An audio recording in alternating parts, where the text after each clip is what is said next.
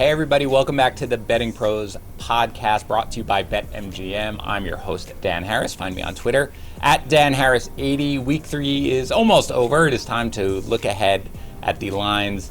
For week 4, there are some intriguing things we're going to want to talk about. Here to do it with me is Pat Fitzmaurice. You can find him on Twitter at Fitz_FF. He is a senior editor here at Betting Pros and Fantasy Pros. Pat, thank you for joining me this morning. How you doing? Great, Dan. Week 4 looks pretty fun. I can't wait to talk about it. The Thursday night game gets us off on a really disgusting start, but, I guess it'll get better, right? Yes, it does get a lot better. But even the worst football game is the best football game, as we saw sort of even with the Panthers and the Texans. So let's get into all of it here for week 4. Before we do, let me tell you about the latest offer from BetMGM. New customers can bet $5 and win $100 in free bets if they bet on an NFL football game and either team scores a touchdown. So you get that, you bet $5, you win $100 in free bets if either team scores a touchdown. That is free money. That is going to happen in pretty much whatever bet you take. Use the code JUICE100. I have mentioned it, the Daily Juice podcast hosted by Matt Peralt. That's where that promo code comes from. Again, JUICE100, new customers, bet $5 in any NFL game, win $100 in free bets if either team scores a touchdown.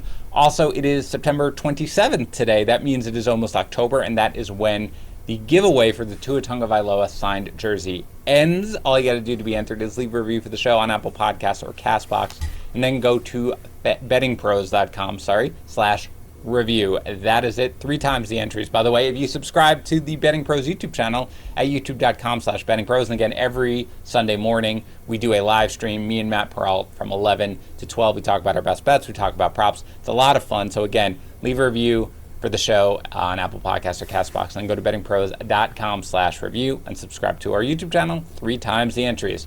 All right, Pat, let's get into it with a game that everybody wants to see. It is the Jaguars visiting the Bengals. If you told me the Bengals were going to be a 7.5-point favorite over anyone this year, I might have doubted you at the beginning, but the consensus line is 7.5. There are some 7s out there. Again, at bettingpros.com, we have consensus lines where we have books from all over. I'm DraftKings. Pat, you've talked how you do DraftKings. It's 7 there. But again, consensus line, 7.5. The total, consensus total, 45.5. So just what's your reaction to that line?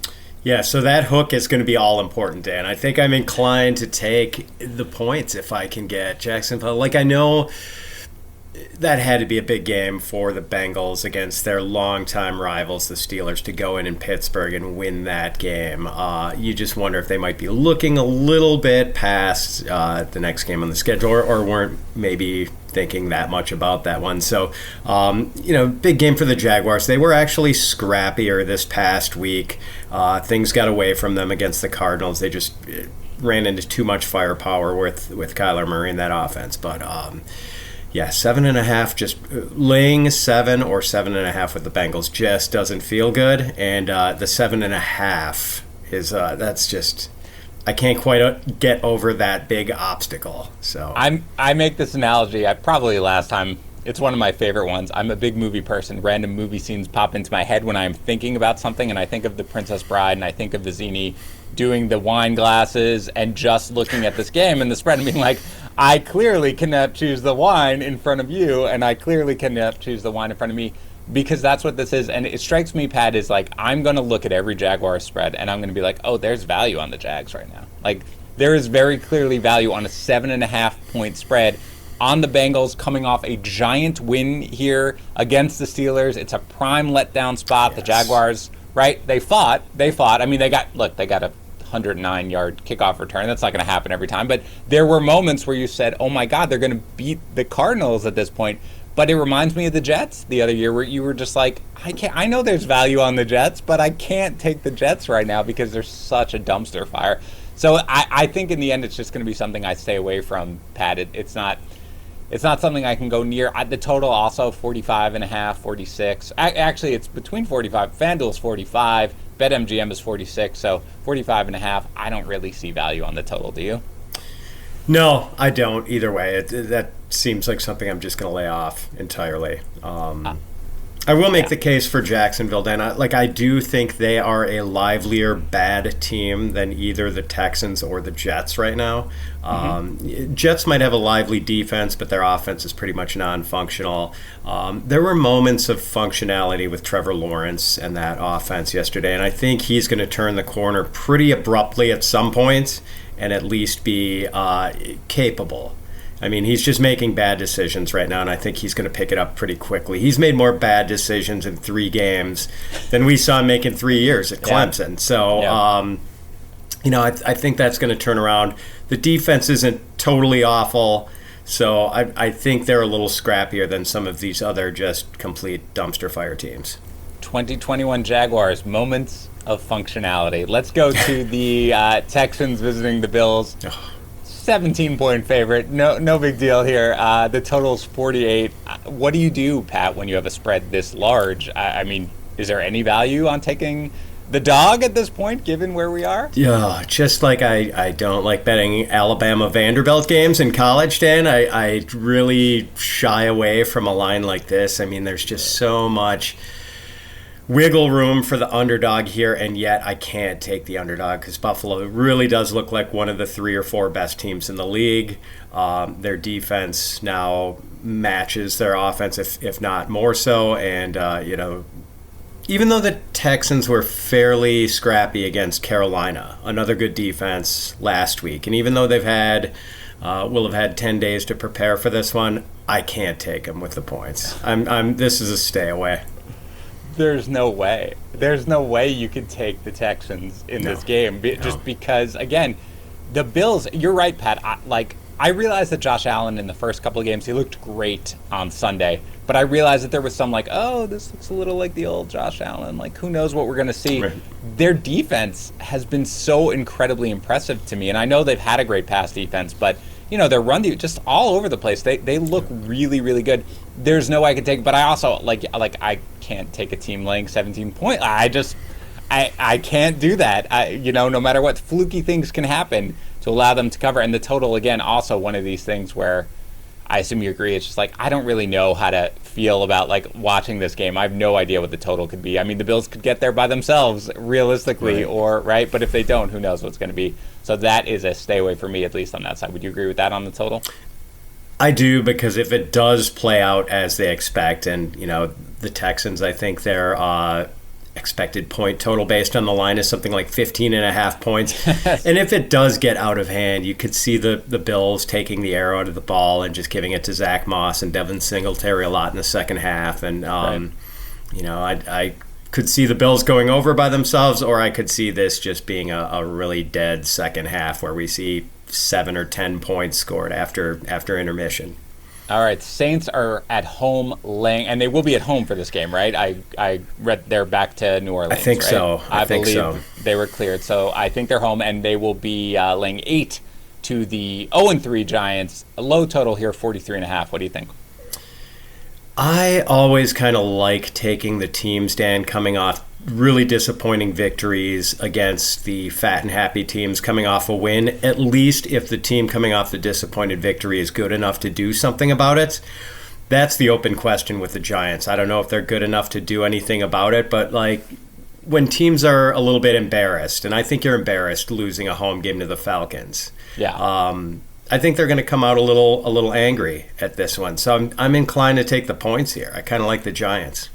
Does the fact, all the injuries that they have on offense, and I realize when you're doing, the most important things when you're looking at a line really are offensive line injuries and everything like that. But if they're probably not going to have Sterling Shepard, they're probably not going to have, Darius Slayton in this game. Saquon looked good yesterday, we talked about, so maybe the offense opens up a little bit. Does that matter to you whatsoever, their health, or you just think there's value regardless? Not much, because they get Evan Ingram back. I actually think Colin Johnson, I was surprised the Jaguars released him. He's a decent fill-in player and, had a couple catches for them yesterday. So, I just kind of like them. And nothing about that Saints offense has really impressed me. They've done a great job taking short fields and punching it in on short fields so far. But, we haven't seen 80 yards, 70 yards sustained drives from Jameis yet. I don't know if they can get that from him consistently. That's always been Jameis's thing. He'll zip it down in a couple of plays sometimes, but sometimes when you ask Jameis to go 80 or 90 yards, you're going to get that turnover first before you get points. So, do you think there's any chance that this gets down to a touchdown by the time we get to Sunday? Like, is there any value if you like the dog right now taking it now, or do you think that it's probably going to end up here at 8? I think it'll probably end up at 8. I don't think it gets bet down just because I know I would think the Saints are the more public team here. For sure. So, yeah, I don't necessarily, I don't know, I wouldn't be opposed to pouncing on it now, but I don't think it's urgent. I don't think that line's going to be driven way down. It strikes me as a very sharp versus public type of game, right? Yes, I think right, the number of bets is going to be heavily weighted to the Saints. The amount of money is probably going to be pretty much 50-50 in this game. But if there is a side to take here, I agree with you, because I think the Saints are I think ideally that the Saints right now do not want Winston throwing it up like crazy. We talked about it a little bit yesterday on the Fantasy Pros podcast that they want to be conservative if they can, which I think is going to bleed the clock. Realistically, Pat, even though it's a low total, I think there's probably value on the under. I don't think I'll bet it on the 43.5 because it's such a low total. But it strikes me as a game where, similar to the Falcons-Giants game yesterday, which I think hit 31, right, 17-14, strikes me as kind of a slow-moving defensive game where the clock's just going to kind of run a little bit here, and I could see value on the under, but I'm not betting it because it's right, unders other than the Jets-Broncos where I felt very confident in the under in that game. I just don't think there's a lot of, you can't feel good about betting any under in the NFL pretty much. Yeah, so I'm kind of with you there, Dan. I could see that sort of game developing, but I could also see with a Daniel Jones versus Jameis Winston game, turnovers and short fields, which can pile up points in a hurry. So it's a game that could kind of go one of two ways with that total, and I just don't want to try to guess which way it's going to go. That's an outstanding point, actually. There could be a lot of short fields in that game, so I would stay away. But, it does strike me as absent of that, neither team is going to pile up the points. Let's go to the Eagles at home, getting 6 from the 1-2 Chiefs, which is a little bizarre. The total is 55. Now, we are recording this on Monday early on during the day. We have not seen the Eagles play yet tonight. There could be injuries. This line certainly could move depending on what happens. But just looking at it right now, what do you think here? The Eagles getting 6 at home, total of 55. Oh, man. Dan, I think the last time I won a bet on the Chiefs, like taking them with the spread, either Alex Smith was quarterback. Maybe it was Todd Blackledge. I can't remember. It's been a long time. So, yeah, I just, I hate the Chiefs giving away that sort of, laying that sort of heavy total against a capable team on the road. I really like the Eagles in this one. The Chiefs don't seem quite all there. The formula they're using right now, which Patrick Mahomes wins the games, just try to maybe bend but not break as the defense, force a couple of turnovers. This defense is not especially good. They are very turnover dependent, and if they don't get those turnovers, you can move the ball on them. And plus we've got a live quarterback on the other side with Jalen Hurts who's going to make plays. It's going to be a fun game, but I would absolutely take the Eagles in this. I don't want to lay the points with the Chiefs. Yeah, there's no way you can take the Chiefs, I think. And also, by the way, if you do like the Chiefs at all, you don't need to worry about it's not getting a 7. Unless something crazy happens tonight, obviously, or something like Hurts goes down or something. But it's not getting to 7 because this is what everybody, it's stuck. That spread against starters stuck at 6.5 all week. Because you knew exactly what was going on. The Chiefs just don't cover. But I agree with you, Pat. The biggest thing that sticks out to me right now about the Chiefs is that defense, which, again, last year was fine, But this year it's really just they're going to give up a ton of yards. Maybe they can keep you out of the end zone. But for the most part, it's bad. It's a bad defense right now. And it's really hard to feel confident at all against a team that doesn't cover the spread on its best day anyway, right? That's just not what they do. They win games, but they don't. So I agree with you. I like the Eagles here. Go ahead. Sorry. No, I was just going to add one more thing that with Andy Reid hospitalized after that last game, it's not going to be a normal work week for the Chiefs, which is another thing to factor in, I think. I think that's a great call there as well. So again, we'll see what happens tonight, but I do lean Eagles. Washington is visiting Atlanta. The Falcons are favored here by a point, which I don't know why it struck me as a little strange, but maybe not. I'll be interested to hear you. And the total is 48.5. What do you think about this one?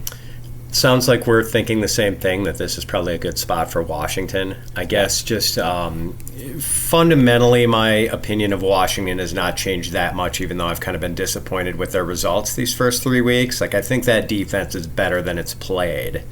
And, I just think this shapes up as a pretty good team versus a pretty bad team. And, I'm willing to take the road team here.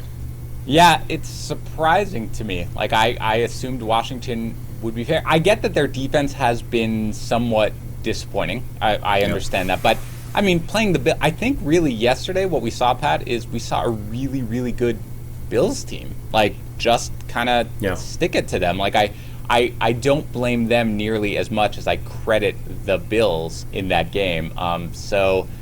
Yeah, that's crazy to me, actually. I really think, in fact, I'm going to fire on it probably in the middle of this podcast. No offense to you. I like to do that, Pat, in the middle of the podcast where I see something and be like, okay, yeah, I would. I mean, again, it's, whether a team is favored by one or laying one, like, it's not a huge difference, obviously, so I don't think you have to rush to do it or anything like that, but the wrong team is favored in this matchup, in my opinion.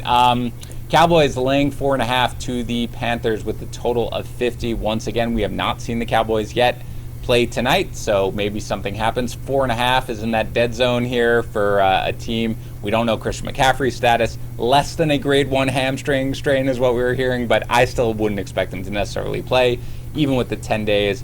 They just made a trade right before we did to trade Dan Arnold and bolster their cornerback unit. So what do you think here? Cowboys laying 4.5 at home, coming off a short week. Panthers off the mini bye. As much as I respect the Panthers defense and think that is a very legitimate unit this year, I think I like the Cowboys a little bit here against the depleted. I am going to make the leap of faith and assume that Christian McCaffrey's not going to play in this one. So I think they are just going to have a little too much firepower for the Panthers. As good as that defense is, I don't know if they can completely hold down the Dallas offense. And I think at home the Cowboys should probably get this done. Interesting. I think I come on the other side, Pat. And again, I don't think that this is something where you have to bet it either way, right? Because it's in that dead zone. It's not like it's getting a 3. It's not like it's getting a 7. It's 4.5. You're fine either way. But to me, Pat, I mean, look, kudos to the Cowboys for winning that game against the Chargers last week, where I was on the Chargers getting 3, or laying 3 in that game. Sorry. So kudos to them. But their offensive line is just. Lel Collins obviously down. It's fine. It hasn't played quite as well as sort of I expected. They have injuries on defense. I feel like either way, the Cowboys, I don't want to say this the wrong way. I don't know if they have the mentality to go out there and win a game by 2 touchdowns at this point. Like, they just seem like the type of team that will let you hang around. And even without Christian McCaffrey, the Panthers don't look like world beaters, certainly there, but Chuba Hubbard is able to get it done a notch. DJ Moore is a star. Robbie Anderson is still there. I don't know what he's doing exactly, but they have enough, I think, where they can keep it close. So I think if I'm getting over a field goal in this game, again, not having seen what happens tonight, I'm willing to kind of ride with the Panthers in this one. Do you like the total, Pat? Because, I mean, I think you think the Cowboys are going to score. It's 50, so it's a high total, but do you have any value there with that one? I'm inclined to go over on this one. I think there's going to be just enough, and boy, I mean, that's maybe counterintuitive as good as I've felt about the Panthers defense. That's been one of the biggest surprises of the season, I think, of how good they have been. And, almost borderline elite defense. But, I still think Dallas, even with the offensive line woes, can put up points on them. And I don't think Dallas is going to completely shut down Carolina. So I do think it's probably going to squeeze over that 50 total. I agree, and again, it's a lot of 50.5s already out there, so it's in between. But I agree with you. I lean the over, and I have been impressed as well with the Panthers' defense.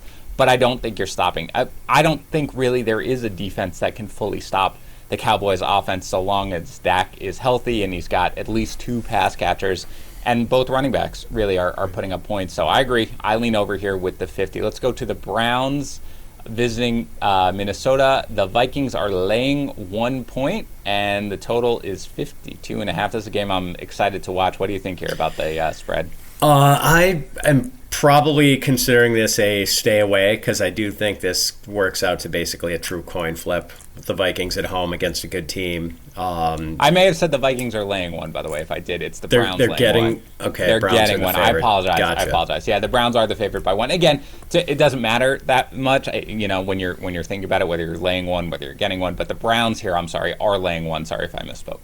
Yeah, that's okay. So I think the spread is a stay away for me. I'm more interested in the total and maybe playing this one under. Just the way the Browns play, I think they, are the ultimate ball control team and sort of want to play slow, whereas maybe Minnesota might want to push the tempo a little bit. I think the Browns want to go four corners a little bit here, run the ball with Chubb and Hunt, have Baker manage the game. That's kind of been the Stefanski formula this season, and I think it's going to apply here too. I agree with you. The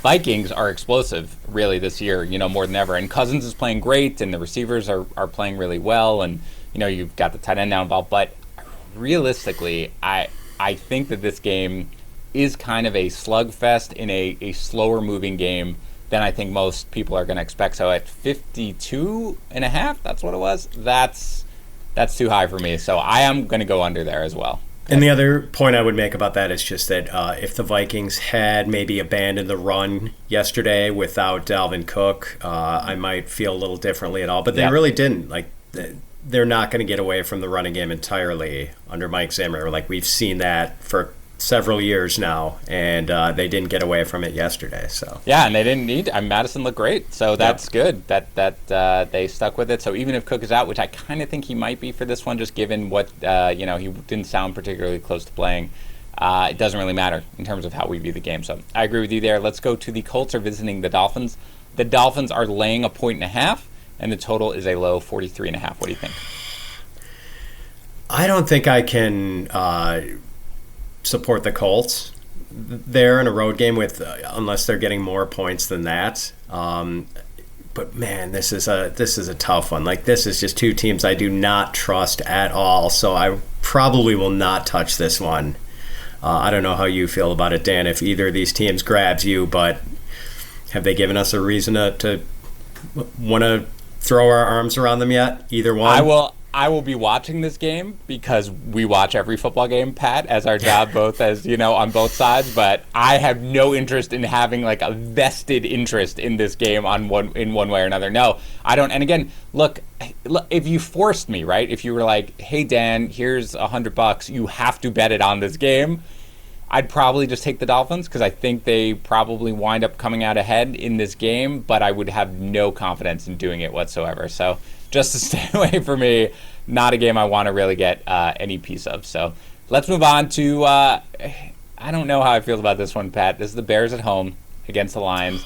They're laying 3.5, so you get that hook if you want to take the Lions. And the total is also 43.5. Justin Fields, we talked about it yesterday on our fantasy podcast, looked terrible. The offensive line was abysmal. The Bears offense looked broken. I assume it's still going to be Fields in this one just from everything I've seen about Dalton not being ready yet. So what do you think here with them laying 3.5 against the Lions? Doesn't it feel like the odds makers just sort of threw up their arms with this one and didn't know what to do with it? And, under Dan Campbell, the Lions have indeed been biting kneecaps, Dan. I mean, they refused to let the 49ers put them away in week one. Week two against the Packers kind of got away from them. But then yesterday, they should have they should have and they shouldn't have won that game. Right. Hollywood Brown should have had like 2 or 3 touchdown catches. And yet the Lions, it took that 66-yard bounce off the uprights field goal to put them away. So they have been really scrappy. On the other hand, 2 weeks ago, we saw the Bears put together a pretty good game at home against the Bengals. And, they're one solid effort this season. I do think they've got a better team. Like, I've been almost pleasantly surprised by the Bears' defense. The front seven has been pretty good, actually, covering up for some of the holes they might have in the back end. And meanwhile, like, Detroit's got some major coverage issues. I mean, this was one of the worst groups of cornerbacks to begin with. Then they lose Jeffrey Okudah, their best cornerback, and then Melifonwu, who's probably their second best guy. And I forgive me for not knowing whether there's any chance if Melifonwu comes back this week, but I mean, they had so many blown coverages against the Ravens, and like the Ravens just couldn't fully cash in yesterday. But I think even as dysfunctional as that Bears passing game looked this past week, I think it's destined to look a little better. It has to, Dan, doesn't it? I mean, like, Matt Nagy is not going to be there next year, but he's playing for his next job, and whether that's like a job as a maybe an OC or a quarterback's coach at the NFL level, or the quarterback's coach with the San Diego State Aztecs next year. Like, he's a young coach. He's still got a career ahead of him. I mean, like, he better get this ironed out with Fields fast. Yeah. Or he's going to be in Siberia next year. I assume that it's going to be better than what we saw yesterday, but Pat, you and I could be out on the football field and it might be better than what we saw yesterday. All right, I'm not going to bet this game. I'm just going to be transparent. I'm not going to bet this game. There's no way, because I don't feel confident either way. But I think if it stays here where I'm getting the hook, I'll take the hook. And I'll assume that even if the Bears pull it together and it gets better from what we saw yesterday, that the Lions figure out a way to keep it close and get the garbage time with Swift and sort of keeping it there and keeping it within a field goal. In a divisional game where I can't trust either team, I will just basically take the hook. It surprises me a little bit here because I think it begs you to take the hook. And I don't know why the bookmakers necessarily would want that. I mean, maybe with what you're saying, like it makes sense that they would. But I don't know how you can feel confident in either team at this point. So it's just something where I don't want to go near. What about the total, Pat, at 43.5? Anything there? Yeah, I'm inclined to play it over. I mean, we have seen that Detroit just can't cover. They don't have the personnel to cover anyone. And like Allen Robinson and Darnell Mooney are going to be open at points in that game. And Fields has a good arm. I mean, it was the pass rush that was causing him all sorts of problems yesterday. Yep. And if they can keep him just the least little bit clean, I think he's going to be able to do some business against this Detroit secondary, which is just in tatters right now. Yeah. All right, let's get to the Jets hosting the Titans. The Titans are laying 7.5, and the total is 46. What do you think? Oh, man, it's so hard to back the Jets right now. As dysfunctional as it's been, and yet the Titans, not a team you really feel comfortable laying 7.5 with. So probably a stay away for me. How do you feel about this one? Nothing grabs me here. That's all right. I think there's value on the Jets that I will not be taking. Like that's how I view it. Yeah. And I think that realistically, when you look at these games with the Jets, you're going to say, all the trends are going to suggest the Jets and everything. And I think they'll put up points. Like, I don't necessarily even hate the 46 as the over-under there, because I do think that this is a game where you'll see what happens a little bit when the Jets aren't playing a good defense like they played the Broncos. They had the Panthers in week 1. They had the Patriots. They played some decent defenses who can really, hone in on the fact that their line is terrible. So I think you'll probably see some offense. So I don't hate the over at 46, but realistically, we don't know A.J. Brown's status or anything like that. Not that necessarily means a ton, but it's a stay away for me, really. I think there's value on the Jets that I have no interest in taking whatsoever. And like you said, you're like, I can't really back the Jets. But the Titans have seemed a little dysfunctional at times, even yesterday in a game that I thought that they would. They wound up winning. The final score was fine. They covered the spread. I had them with the spread, but they didn't look particularly impressive overall, right? So I think that it's something where the Jets can maybe hang around. I think it'll go over, but I'm not betting it either way. Yeah, that sounds right. And you make a good point about the Jets having faced some really tough defenses, and this is probably going to be their easiest opponent. Maybe they can move the ball a little bit more, but yeah, they were just kind of drawing dead against the Broncos in Denver yesterday.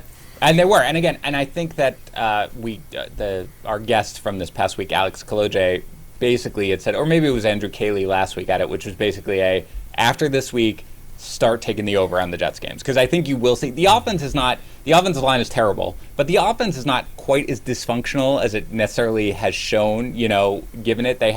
We'll see Elijah Moore obviously had the concussion, so we'll see about that.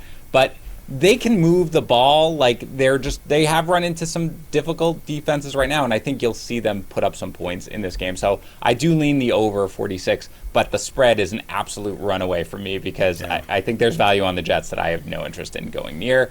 The 49ers are at home here, laying 3.5 to the Seahawks. The total is 50.5. What do you think about this one, Pat?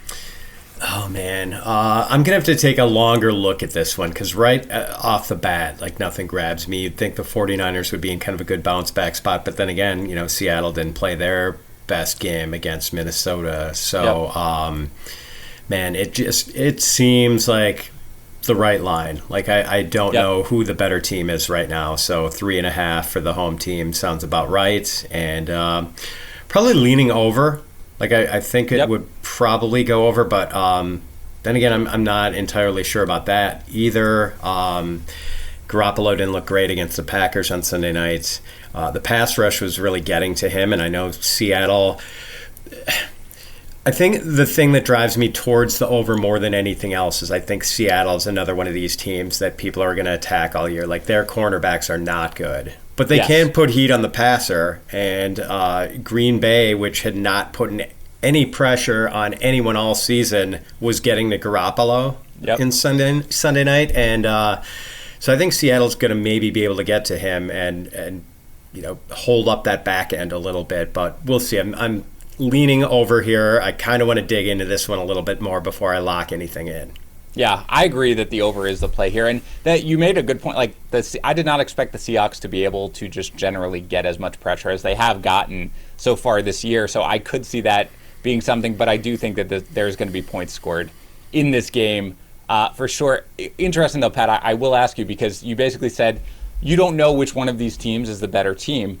Why doesn't that drive you to take the hook then? If you're getting the 3.5, if you think, I'm not sure, why don't you just take at this point the they're asking you to. They're asking you to take the Seahawks in this one. Yeah, I just don't that half point sometimes isn't compelling enough for me. If it was 3, I'd walk away from it. But with the hook, I'm taking it. I guess I don't feel that strongly about that extra half point.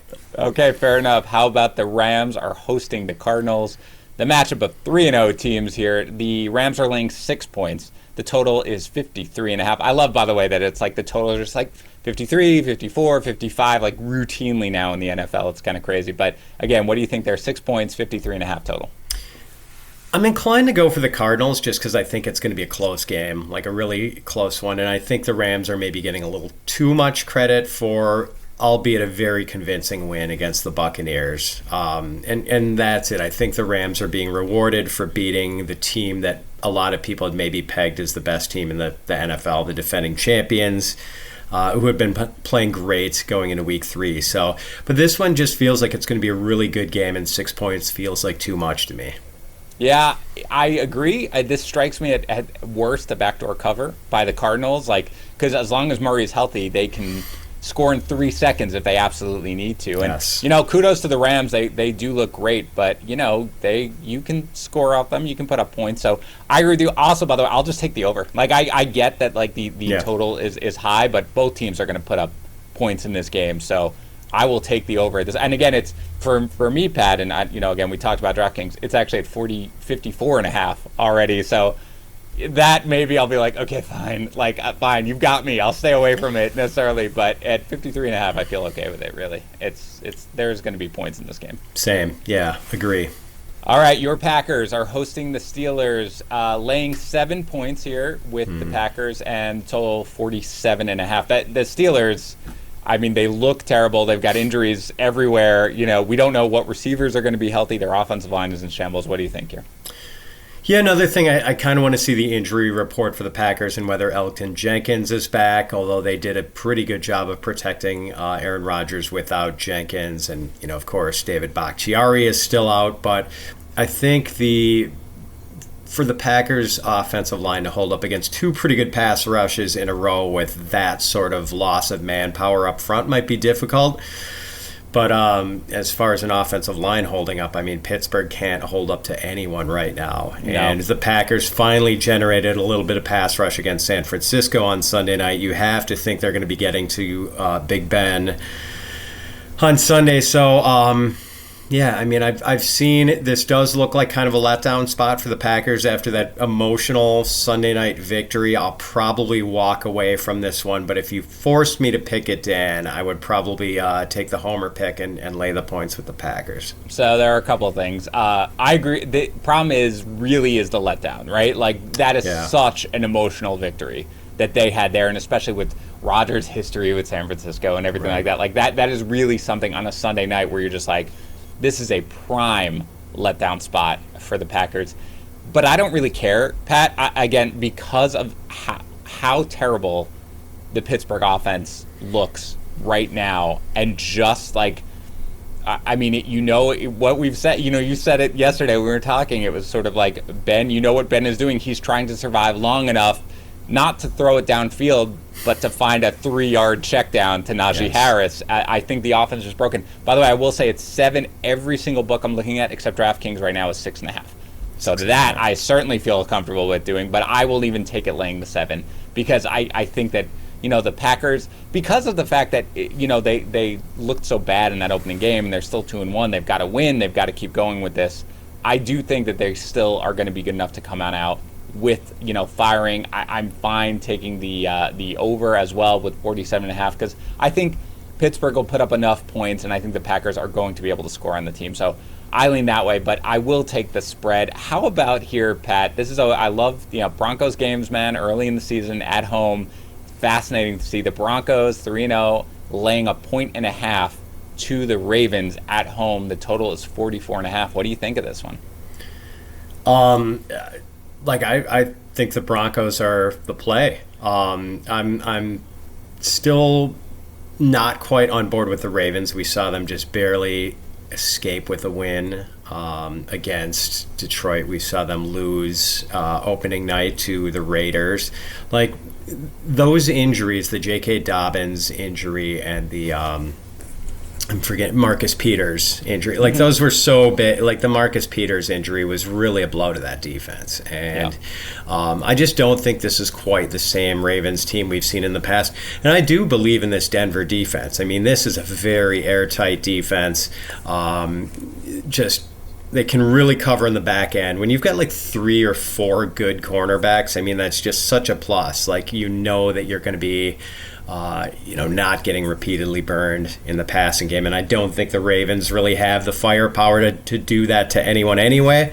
So, I think this looks like a really good position for Denver, even though they're sort of riding high. Baltimore really got grabbed by the lapels and shaken a little bit by almost losing to the Lions. So I expect them to be on their toes for this one, but I just don't know if they're a good enough team to overcome that Denver defense. And Denver's got a pretty functional ball control offense. I just think Denver might be the better team. I think you're right, and it's weird to feel that way, but especially also, again, Denver at home early on in the season is just a spot where you want to back the Broncos because, again, the thin air there, eventually teams are conditioned enough where it doesn't have quite as much of an impact, but throughout September, early on in the season, it's kind of where you want to be here with the Broncos because, again, they're kind of used to it. I mean, we'll be in October technically when the game starts, but it is something where first 4 weeks of the season, the Broncos at home, they have a great record against the spread. There is a reason for that. So I agree with you. I lean the Broncos, and it feels weird to sort of be saying that at this point, but I agree with you. I think they're the right side. How about the Bucs visiting the Patriots on Sunday Night Football? The spread is 6, so the Patriots are getting 6. The total is 49. I don't think I could take anyone but the Bucs in this game now with I don't know, we thought Mac Jones was maybe going to be an efficient game manager, but he has really not been that at all. And now no James White for the Panthers or the Patriots. That takes away a dimension of their offense and kind of an important one at that. So It's hard to see how the Bucs don't win this convincingly. Yeah. I mean, it's a great matchup, and like we can give Bill Belichick all the credits, and he's a fantastic coach. But like, he likes to take away one thing. What are you taking away from the Buccaneers? Who are you taking away? Are you taking away Godwin, Evans? Like, I don't know. I can't see the Patriots hanging in this one. Nope. There's no way. It's under a touchdown. I will take it any day of the week. Like, I feel very confident. The Patriots are, were overrated. Realistically, like the idea that Mac Jones could step in there, and again, they don't have anybody they don't have explosive playmakers anyway, right? I mean, it's just they don't have the personnel necessarily, regardless. But Jones is, they're not good enough for him to game manage their way to victories, especially against Tom Brady returning to New England off a loss. Like, everything just screams take the Bucs here. Yeah, and it's too bad because, I mean, how can this game not be great theater? Like, can it be great theater if it's not a close game? But I just can't wait to see what it looks like. But I just cannot conceive of the Patriots like winning this one or making it a really, really tight game. And P.S., it's essentially going to be, unless I completely misread the situation, living here in New England, having basically all my friends, my wife's entire family being Pats fans, their loyalty is to Brady, and not, at this point, over the Patriots. Like, they were a little mad, some of them, when he left. They were done, but then watching him succeed, now it's watching his personality come out here with everything. It seems like they've fully come on board with Brady and are like, whatever, Pats, like we can live with whatever. So it's not even going to be a home field advantage really for New England, from what I can tell. So realistically, under a field goal, forget it. I'll take it all day long. Let's get to the last game, Monday Night Football. The Chargers at home taking on the undefeated Raiders. The Chargers are 3-point favorites. The total is 52.5. What do you think here? It's a fun, really fun way to wrap up the week. Leaning Chargers in this one. I guess I just believe in them a little bit more. I think that run defense is a bit of an Achilles. I don't know if the Raiders can capitalize on that. May or may not have Josh Jacobs back. We're probably not even going to know when Sunday's games kick off, so that's going to be confusing for fantasy people for sure. But just the way the Chargers handled the Chiefs this past week, I worried about kind of a sophomore slump for Justin Herbert. We're not getting that at all. He looks terrific. Mike Williams has taken another step up. Like, this passing game is now one of the better passing games in the league, no question. And, I just don't, as good as Carr has been, and he is hanging up some crazy yardage totals so far, I just don't think the Raiders can go toe-to-toe with the Chargers on the road. Yeah, I struggle with this, man. Like, and I was on the Dolphins this weekend getting 4 or getting 3.5, and they ultimately wound up covering. But I kind of expected the Raiders, especially with Carr having the ankle injury, to be flat. They came out a little flat, but they got there. All three of those receivers are getting it done. But with that said, I agree with you. Like, the run defense, we talked about, it's fine, and we were joking about fantasy about Peyton Barber's going to have like 40 carries or whatever, this week coming in, because that's just what they do. But I agree. Like, I feel like the Chargers at home in this game are the right side for it. Do you have any thoughts on the total, which was where I lost it? Hold on. Was 52.5. I kind of think they're going to be points. I think it's going to go over. I mean, maybe I'm not giving the Raiders defense enough credit. Max Crosby has suddenly morphed into young J.J. Watt, basically, where he just takes over games by himself. But I just feel like these teams are going to run up and down the field a little bit. It has that sort of a feeling, so I'm going to probably play something on the over. I agree. I hate taking the overs on these totals, man. They're so high, but I know. It is the right side, because again, the books, they know the public because it's so much more fun to root for something than it is to root against something. So all these lines are inflated, and I just feel like it doesn't matter at this point. Yeah, so and it's two passing teams, I think. Especially if there's no Jacobs. I think these are two teams that have to move the ball through the air, and it just sets up like an over game. Yeah, I agree with you. So take it now if you like it. All right, that's going to do it, Pat. Thank you so much for joining me. By the way, Pat, who is a new full-time addition here to our Fantasy Pros and Betting Pros team. He's going to be doing a player props. Pat and I both are fantasy rankers, as I'm sure most people listening to this know. So we generally have a good sense of player props in the market, and that is a market that you can take advantage of, generally speaking. So I'm going to be doing a weekly player props video. Pat's going to be doing a weekly article on some favorite player props that he likes over here at bettingpros.com. So make sure to check that out. Pat, again, really appreciate you joining me. You can find Pat's work at Fantasy Pros and Betting Pros. I usually say, where can we find more of your work? Everybody knows at this point, but you can follow him on Twitter at Fitz_FF. Thank you for joining us, everybody. We'll talk to you again. We'll be back later in the week here talking about some of our best bets for week 4.